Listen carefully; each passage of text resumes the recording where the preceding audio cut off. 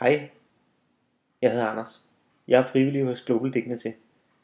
Global Dignity er en non-profit, ikke-religiøs og ikke-politisk forening, der gennem workshop og samtaler med elever på 9. klasse trinner op på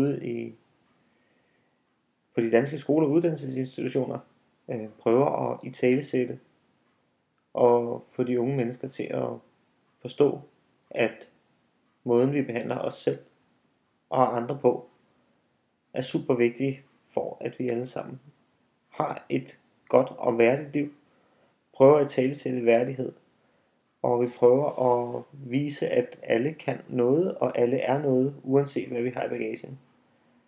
Det gør vi gennem workshops og historiefortælling, kan man sige.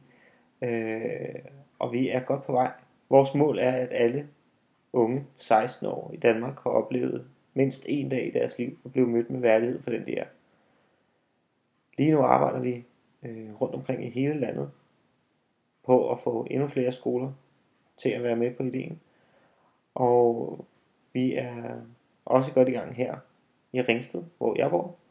Men vi har brug for at være mange flere. Vi skal bruge mange flere frivillige, fordi det er jo sådan, at når man har arbejdet ved siden af, så skal der også nogle hænder til at bære hele succesen videre. Så vi har brug for jer derude, og jeg håber derfor, at I vil tjekke vores hjemmeside, www.globaldignity.dk, eller find os på Facebook og kontakt os, søg andre YouTube-videoer med os, bliv lidt klog på, hvad det er for noget, og ellers så skriv eller ring. Vi vil meget gerne høre fra jer. Vi kan godt bruge en masse andre frivillige. Så håber I sidder nogle stykker derude bag skærmen, der synes det kunne være hyggeligt at være med til at give noget tilbage til de unge. Lad os vise dem, at uanset forskellighed og de ting vi har med i vores bagage, jamen så er vi alle sammen unikke mennesker, og vi skal mødes med værdighed for de valg vi har truffet her i livet. Hej.